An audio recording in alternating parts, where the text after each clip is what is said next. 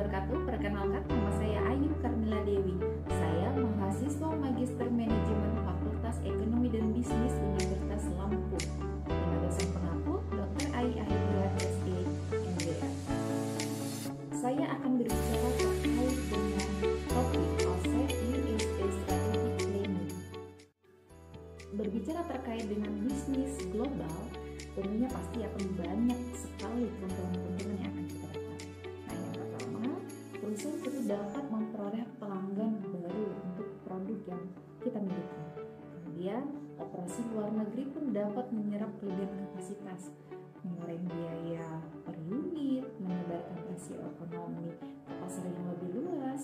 Kemudian, operasi asing dapat memungkinkan perusahaan mendirikan fasilitas produksi berbiaya rendah di lokasi dengan bahan mentah atau tenaga kerja. Pesaing bisnis di luar negeri mungkin tidak ada, ataupun jika ada, persaingannya mungkin tidak seintens di dalam pasar domestik. Kemudian operasi luar negeri dapat menghasilkan penurunan tarif pajak yang lebih rendah dan politik menguntungkan beberapa pihak. Usaha patungan dapat memungkinkan perusahaan mempelajari teknologi, budaya, praktik bisnis, guna menjalin kontak dengan calon pelanggan, pemasok, kreditor, atau distributor dari luar negeri. Skala ekonomi pun dapat dicapai dari operasi di pasar global ini daripada domestik semata. Jadi skala produksi yang lebih besar dan efisien yang lebih memungkinkan volume penjualan lebih tinggi dan juga pengenalan harga. Kekuatan prestisi perusahaan domestik dapat ditingkatkan apabila terdapat persaingan secara global. Nah, kalau berbicara terkait dengan pasar global, pasti akan ada tantangan yang dihadapi sebagai sebuah perusahaan internasional. Jadi banyak negara yang menyebut investasi dan modal asing sehingga mengakibatkan pasar tenaga kerja terus menjadi lebih tinggi. Untuk meningkatkan efisiensi bisnis global dapat dipertimbangkan melalui faktor biaya energi, ketersediaan sumber daya, tingkat inflasi, tarif pajak, dan pertukaran perdagangan. Contohnya misalnya di Asia Timur. Untuk Asia Timur itu tantangannya karena industri mereka di sana padat karya. Nah, untuk Brazil tantangannya di sana SDM mereka melimpah dan pasar itu berkembang pesat. Kemudian untuk Jerman itu tenaga kerjanya terampil dan teknologinya juga canggih di sana. Amerika Latin dan Asia itu tenaga kerjanya berbiaya rendah di sana.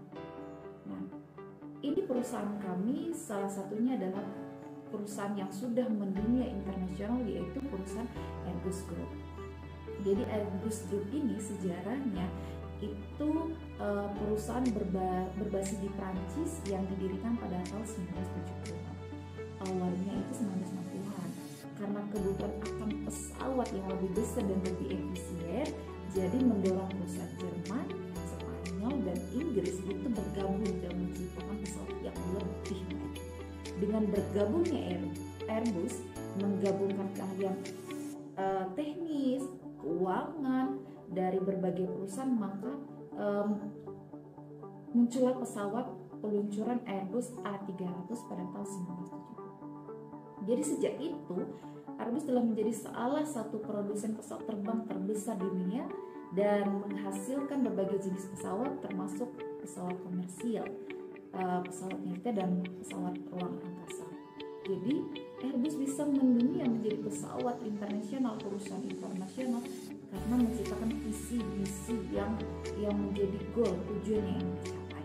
Nah, visi-misi Airbus Group sendiri yang pertama yaitu visinya menjadi pemimpin inovasi dalam industri penerbangan, melayani masyarakat global dengan kebanggaan dan menghadapi tantangan masyarakat dengan percaya diri. Kemudian untuk misinya memberikan solusi penerbangan yang terbaik dan memberikan nilai terbaik dari pelanggan. Berikutnya, misi Airbus Group adalah membangun kepercayaan dengan kualitas produk dan layanan. Dan terakhir, Misi kami adalah menciptakan lingkungan kerja yang memungkinkan karyawan kami berkembang dan berkarya dengan baik. Ini ada beberapa jenis produk Airbus yang sudah diciptakan, yaitu Airbus A220, Airbus A380, Airbus A330, dan helikopter H125. Jadi pelanggan Airbus Group ini juga sudah sangat mendunia, sudah sangat besar. Yang pertama ada negara Amerika Serikat, kemudian negara Perancis, negara Jerman, negara Inggris, Cina, dan Uni Emirat Arab. Alasan Airbus ini bisa mendunia, kenapa sih Airbus perusahaan internasional ini bisa mendunia? Yang pertama, ya karena konsorsium internasionalnya dan inovasi dan teknologi yang sangat diperhatikan, yang sangat canggih, kemudian menjadi skala produksi dan yang jelas pemasarannya. Jadi pemasarannya wah. Strategi kami perusahaan Airbus ini memenangkan pasar. Airbus itu produsen pesawat terbesar di dunia dan menggunakan beberapa strategi untuk mendapatkan banyak pelanggan. Di antaranya kami menciptakan inovasi produk yang beragam, kemudian jaringan distribusinya global, bukan hanya nasional tapi sudah mendunia internasional. Kemudian kami menjalin kerjasama dengan pemerintah, kemudian fokus pada efisiensi dan diversifikasi produk. Dengan strategi yang sudah kami capai, tentunya prestasi pun sudah banyak dinilai. Nah, prestasi Airbus Group ini yang pertama Airbus A380. Jadi pesawat ini itu adalah pesawat penumpang komersial terbesar di dunia dengan kapasitas hingga 853 penumpang. Dan pesawat ini menjadi lambang keunggulan teknologi dan inovasi. Kemudian ada Airbus A350, yaitu pesawat terbaru dengan teknologi terbaru dan lebih efisien, memenangkan beberapa penghargaan termasuk Best Aircraft of the Year pada tahun 2019. Kemudian kesepakatan penjualan pun besar.